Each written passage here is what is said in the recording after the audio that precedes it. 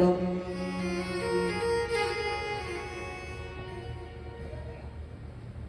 कृष्णाय वासुदेवाय हरे परमात्मने प्रणतकलेशनाशाय गोविन्दाय नमो नमः। मनोजवं मारुततुल्यवेगं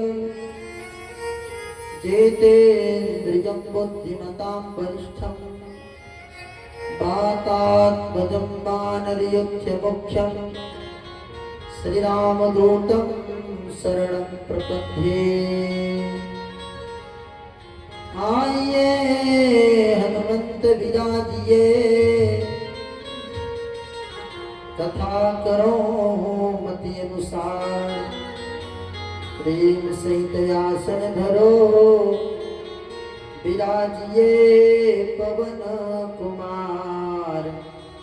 विराजिए पवन कुमार। हरि शरणम हरि शरणम हरे शरणम हरे शरणम।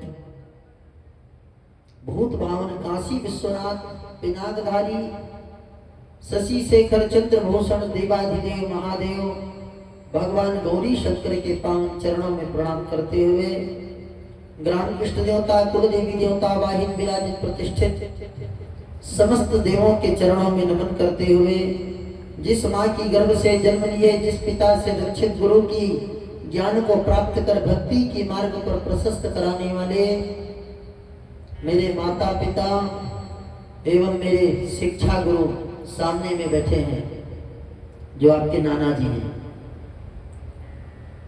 ऐसे गुरुओं के चरणों में नमन करते हुए दिव्य ममता में अंचल को धारण करने वाली सत्या सीता अनुसुईया के मार्ग से प्रशस्त होने वाली ध्रुव प्रहलाद की तरह धर्म की धारा को ग्राम श्रीपद की धरा पर प्रवाहित कराने वाले श्रीमान गोपाल जायसवाल जी उनकी धर्म पत्नी प्रत्येक हृदय में विराजमान कण में विराजमान जीव के रूप में वो परम शिव सबके चरणों में नमन करते हुए सिया राम मैं सब जग जाने करहु प्रणाम जोर जुग पानी, मनोकामना सिद्ध नर पावा, जो यह कथा कपटत जिगावा। आइए भगवान शिव के पावन चरित्रों में हम सब लोग प्रवेश करें। कल हम लोग भगवान शिव की कथा को कैसे सुना जाए इसकी चर्चा कर रहे थे, है ना। सुनने की नियम क्या है? बहुत नियम को आप लोगों ने सुना। कल व्रत करके पुराण की कथा को सुनना चाहिए। व्रत माने प्रतिज्ञा। जीवन में यदि प्रतिज्ञा श्रेष्ठ होगा तो भगवान शिव की कथा जीव की निश्चित ही कल्याण करेगी। वक्ता और श्रोता का क्या नियम है? वक्ता का नियम और श्रोता का नियम, दोनों का नियम बराबर है। अंतर बस इतना है कि वक्ता ऊंचे आसन में बैठ के सुनाता है और श्रोताओं को नीचे में बैठ के सुनना चाहिए। श्रोता और वक्ता दोनों के नियम को बताया गया।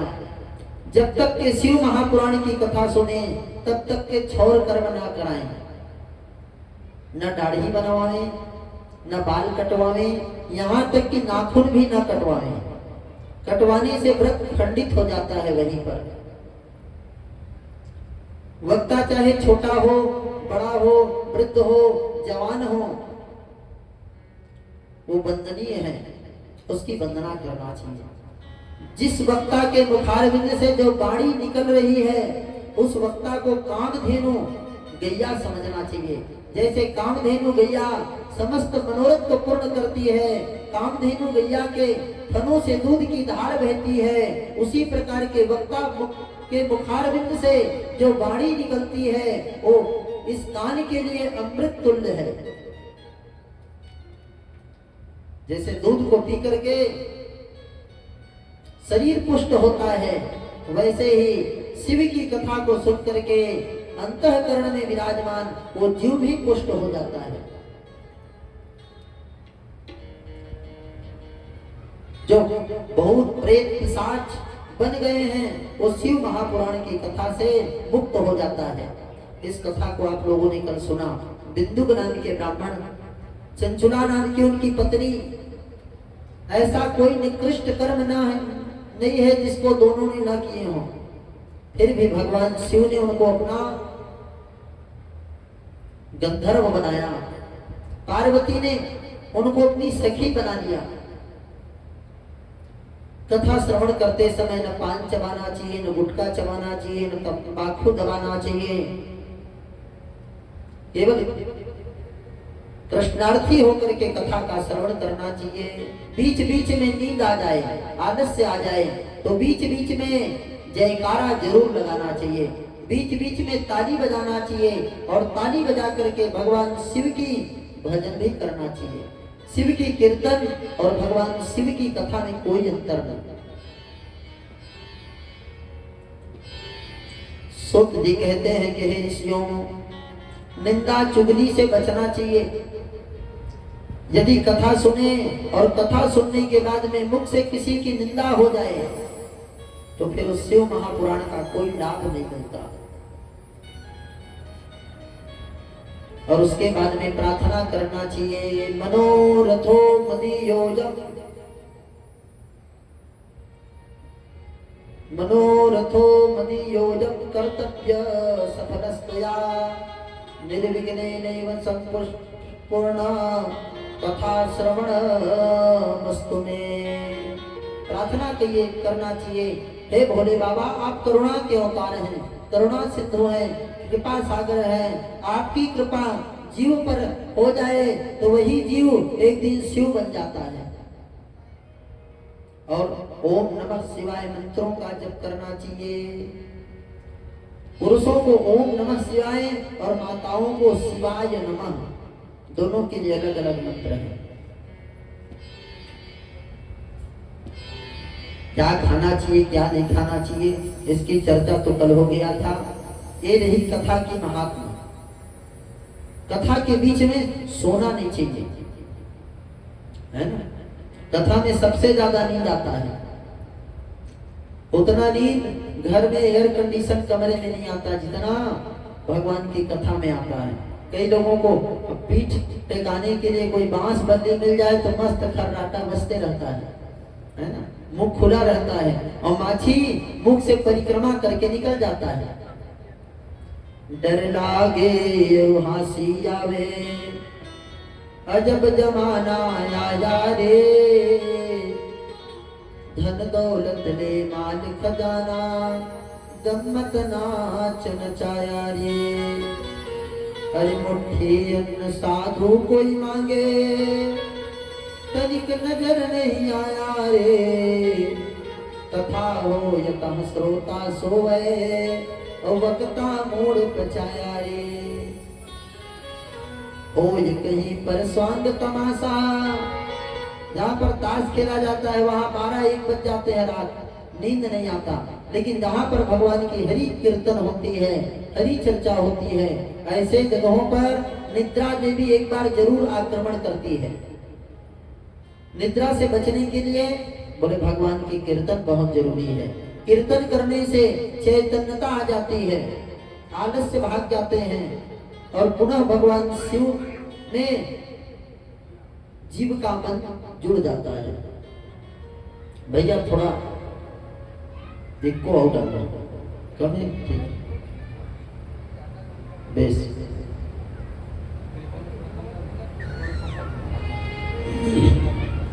हाँ, इनका भले कम रहे, हमारा तगड़ा रहे है। एक भी दिन आराम नहीं मिला है, तुरंत ठीक बैठे। भगवान शिव की बीच बीच में कीर्तन जरूर करें। इसके बाद में 7 संहिता है शिव महापुराण में। प्रथम संहिता का नाम है विद्वेश्वर संहिता। कौन सा संहिता? विद्वेश्वर संहिता। जैसे रामचरितमानस में जाते हैं तो 7 कांड होते हैं, वैसे ही शिव महापुराण में 7 संहिता है। भागवत में जाएंगे तो स्कंद होते हैं, प्रथम स्कंद, द्वितीय स्कंद, अलग अलग स्कंदों में भागवत की कथा बांटी गई है। अलग अलग संहिता में शिव की चर्चा बांटी गई है और कांड में भगवान श्री राम की बड़ा सुंदर गंगा का किनारा है। धर्म क्षेत्रे कुरुक्षेत्रे गंगा कालिंद सत्वमे प्रयागे परमे पुण्ये ब्रह्मलोकस्य वर्त्मने। बड़ा सुंदर, जहाँ पर गंगा जमुना और सरस्वती का त्रिवेणी संगम होता है, उसी के किनारे में 88,000 ऋषि बैठे हुए हैं। बड़े बड़े ऋषि हैं, अत्रि हैं, वशिष्ठ हैं, च्यवन हैं, भृगु हैं, नारद हैं, पराशर हैं, व्यास जी हैं इस पुराण को लिखने वाले। व्यास जी के पिता महर्षि व्यास जी भी हैं। व्यास जी के पिता पराशर और पराशर के पिता ब्रह्मा के बाद में कोई दूसरा ब्रह्मा है तो वशिष्ठ, वो भी बैठे हैं और बैठ करके मंथन कर रहे थे मन से। सतयुग के बाद में, त्रेता द्वापर के बाद में भयंकर कलयुग आने वाला है। कलयुग में जितने भी जीव जन्म लेंगे सब की बुद्धि को कलयुग खा जाएगा, ग्रस लेंगे। गैया बकरी के समान दूध देने लगेगी, लोग कुकर्म ज्यादा करेंगे, सत्कर्म कम करेंगे। आत्मा का कल्याण कैसे होगा, इसी विषय में चिंता कर रहे थे ऋषि महर्षि लोग। उसी समय सूत जी का आगमन हुआ। सूत जी कोई नाम नहीं है, पद है ये। सूत जी 16.5 वर्ष की अवस्था है। कोई ज्ञान में बड़ा होता है, कोई बल में बड़ा होता है, कोई धन में बड़े होते हैं, लेकिन सबसे बड़ा न बलवान को कहते हैं न धनवान को कहते हैं, सबसे बड़ा तो बुद्धिमान को ही कहा जाता है। इसमें बुद्धि ज्यादा है और बुद्धि संसारिक में नहीं, ज्ञान संसार के लिए नहीं, ज्ञान आत्म कल्याण के लिए है। 88,000 संतों ने पांव को पकड़ लिया और पांव को पकड़ करके कहने लगे, महाराज कलयुग आएगा तो धर्म भी होगा, कर्म भी होगा, और लेकिन शर्म नहीं होगा। सब होगा लेकिन शर्म नहीं होंगे कलयुग में। कलयुग के प्राणियों का कल्याण कैसे होगा, उनको भगवान की शिव की शरणागति कैसे प्राप्त होगी। आपसे निवेदन है, आप हमें जीव के कल्याण के लिए शिव की कथा सुनाइए। हमने अनेकों अनेक पुराण सुन लिए, उपनिषद सुन लिए, वेद को सुन लिए, लेकिन समस्त वेद उपनिषदों का सार तत्व क्या है उसको सुनाइए। तो यही से सूत जी ने शिव महापुराण की महात्मा का परिचय कराया। कलयुग में ब्रह्म हत्या से, गौ हत्या से, बाल हत्या से बचना चाहते हैं तो केवल शिव की कथा ही बचा सकती है। जो शिव महापुराण की श्लोकार्धम श्लोकपादम्बा, कलयुग में जो मनुष्य भगवान शिव की एक श्लोक नहीं तो उसका आधा श्लोक, हर श्लोक में 4 पद होते हैं। जैसे दोहा में भी 4 पद होते हैं, वैसे ही एक एक श्लोक में 4 पद होते हैं। एक पद भी यदि गा लें तो उसका कल्याण हो जाएगा। तुलसी ने भी मानस में वर्णन किया है, एक घड़ी याद हो घड़ी अवाधो की याद, तुलसी चर्चा राम के तो कटे कोटि अपराध। करोड़ों करोड़ों जन्म के अपराध शिव चर्चा से समाप्त हो जाएगा। किसी व्यक्ति को साधारण पद की प्राप्ति हो करना चाहे तो शिव महापुराण की कथा सुने। जो व्यक्ति शिव महापुराण में आ जाते हैं और आकर के केवल स्थान को प्रणाम करके चले जाते हैं, उस जीव का कल्याण हो जाता है, सुने या ना सुने। शिव महापुराण के ग्रंथ की दर्शन करने से मुक्ति प्राप्त हो जाती है। जो शिव महापुराण की ग्रंथ का दर्शन कर ले उनके सारे पाप नष्ट हो जाते हैं। पढ़ने सब लोगों को नहीं आता है ना। जैसे हमारे बीच में जंगू बाबा बैठे हैं, बिल्कुल अंगूठा दबाने वाले, लेकिन शिव की कृपा हो जाए तो बड़े बड़े वेद, बड़े बड़े विज्ञान, बड़े बड़े स्तोत्र का पाठ 2.5 घंटा तक बैठ के कर लेते हैं। चाहे जैसे करो, भगवान शिव को मंत्र शुद्ध नहीं चाहिए, भगवान शिव को केवल भाव शुद्ध चाहिए। भगवान शिव शब्द के भूखे नहीं, भगवान शिव तो भाव के भूखे हैं। भगवान ये नहीं देखते कि मुझे क्या चढ़ा रहा है, भगवान शिव ये देखते हैं कि मुझे कैसे चढ़ा रहा है।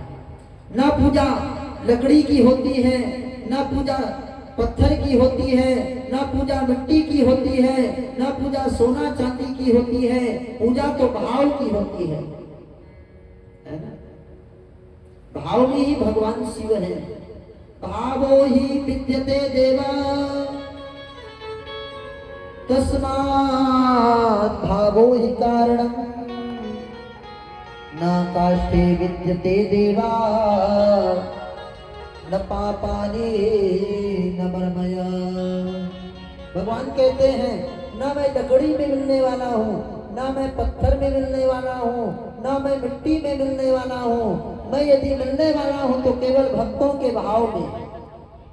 जो कोई भी भक्त मुझे भाव में भर करके मेरी पूजा करेंगे तो मैं उसको वहीं पर दर्शन देता हूँ। जैसे राम ने सेतुबंध के समय कुछ नहीं पाया तो बालू का शिव बना करके पूजन किया। मुझे कहीं भी प्रकट कर सकता है, मैं एक एक कण कण में व्याप्त हूँ। ऐसा कोई कण नहीं है जहाँ पर शिव का दर्शन, कुछ नहीं तो गोइल का पूजा कर सकते हैं। गोइल के गुठलू को भी शिव बना करके पूजा करें तो उस पूजा को भगवान शिव स्वीकार करते हैं। सूत जी कहते हैं कि हे ऋषियों, जो व्यक्ति शिव चतुर्दशी के दिन उपासना करते हैं भगवान शिव की, उनको शिव पुराण पाठ करने का पुण्य प्राप्त हो जाता है। जो मनुष्य जीवन में शिव पुराण की ग्रंथ को दान कर लिया, उनको अश्वमेध यज्ञ करने का पुण्य प्राप्त होता है। उन्हें 4 धाम यात्रा का फल शिव पुराण के दान से प्राप्त हो जाता है। और ये काम हमारे गुरु जी ने भी कर लिया है ना। सबसे बड़ा दान विद्या दान है, और शिव महापुराण तो ब्रह्म विद्या है ना। सबसे बड़ा दान अन्न दान से भी बड़ा दान विद्या दान है। सूत जी कहते हैं कि हे ऋषियों, उपनिषद रूपी सागर का मंथन करके शिव ने आनंद पूर्वक रुद्र संहिता का निर्माण किया है। इस संहिता को पढ़ करके सुन करके जीव अमर हो जाता है। शिव के मंदिर में जो भक्त इस संहिता का पाठ करते हैं और बिल्व पत्र की भगवान शिव के ऊपर में वर्षा करते हैं, उनके जीवन में शिव की कृपा की वर्षा होती है। जो व्यक्ति बिल्व वृक्ष के नीचे में निराहार रह करके केवल ओम अक्षर का जप करते हैं, उनको उनके पितर समस्त पितर वैकुंठ में वास करते हैं। कब तक? बोले जब तक वो बेल वृक्ष के नीचे में बैठ करके ओम अक्षर का पाठ करते हैं तब तक। हे ऋषियों, पूर्व काल में भगवान शिव ने 1 करोड़ मंत्र लिखा था।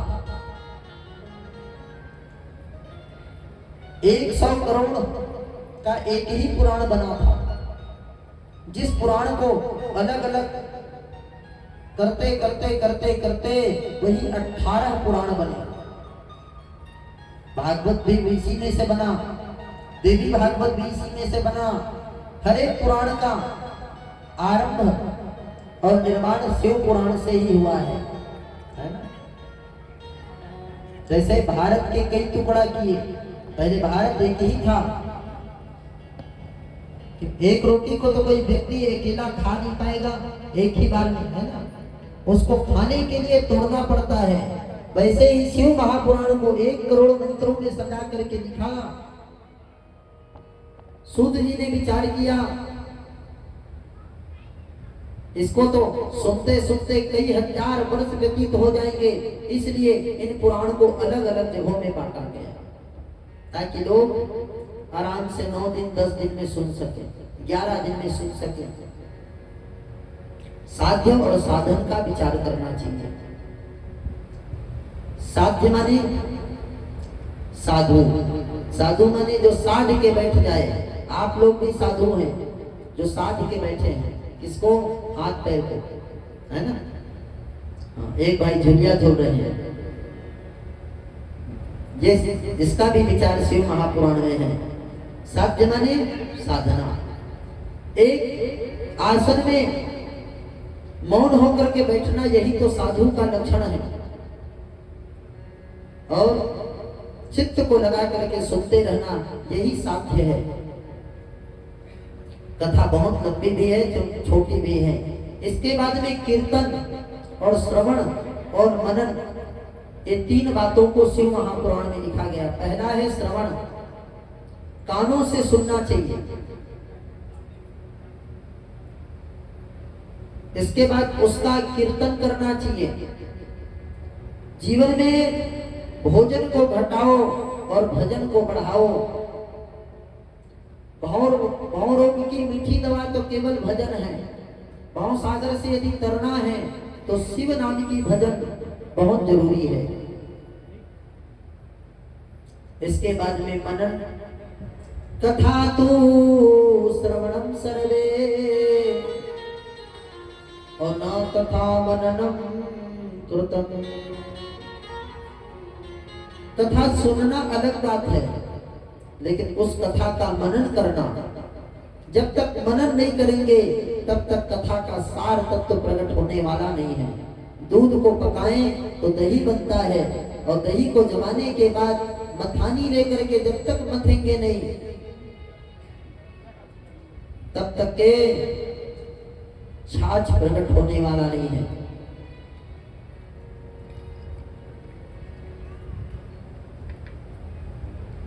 ठीक है, तब तक के छाछ प्रकट होने वाली नहीं है।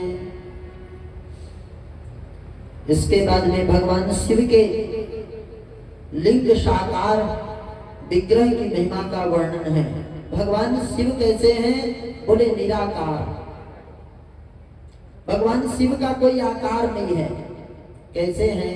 तो मानस में तुलसी ने लिखा है, बिनु पद चलाया सुनाया बिनु काना, बिनु पद चलाया सुनाया बिनु काना, कर विधि करना करया विधि नाना, कर विधि करना करे विधि नाना, बिनु पद चलाया सुनाया बिनु काना, बिनु पद चलाया सुनाया बिनु काना,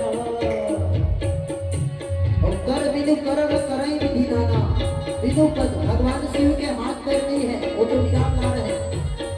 बिनु पद चले सुने बिनु काना, बिना कान के वो सुनता है, बिना नेत्र के देखता है, बिना हाथ के वो भोजन भी खाता है। तुलसी ने बड़ा सुंदर पद गाया है। तुलसी की एक एक पद शिव महापुराण से मिलती जुलती है। आनंद रहित सकल रस भोगे, आनंद रहित सकल रस भोगे, बिनु वाणी वक्ता बड़ जोगी, बिनु वाणी वक्ता बड़ जोगी, बिनु वाणी वक्ता बड़ जोगी। आनंद रहित सकल रस भोगी, वो शिव है। आनंद से रहित है, फिर भी आनंदमय है। बिना वाणी के, बिना मुख के कोई बोल सकता है? कोई नहीं बोल सकते, लेकिन शिव बोलते हैं, क्योंकि शिव निराकार है। निराकार माने जिसका कोई आकार नहीं, वो बिंदु रूप में है। यह दुनिया नहीं था तो भी वो था, यह दुनिया है तो भी वह है, यह दुनिया नहीं रहेगा तो भी वो बचेगा। ऐसे भगवान शिव को समस्त ऋषि मुनियों ने प्रणाम किया। उस शिव से कोई प्रेम करे, कोई छल करे, कोई जल चढ़ाए, सबको स्वीकार करते हैं भगवान शिव। एक बार ब्रह्मा जी और विष्णु जी में बड़ा घोर युद्ध हुआ।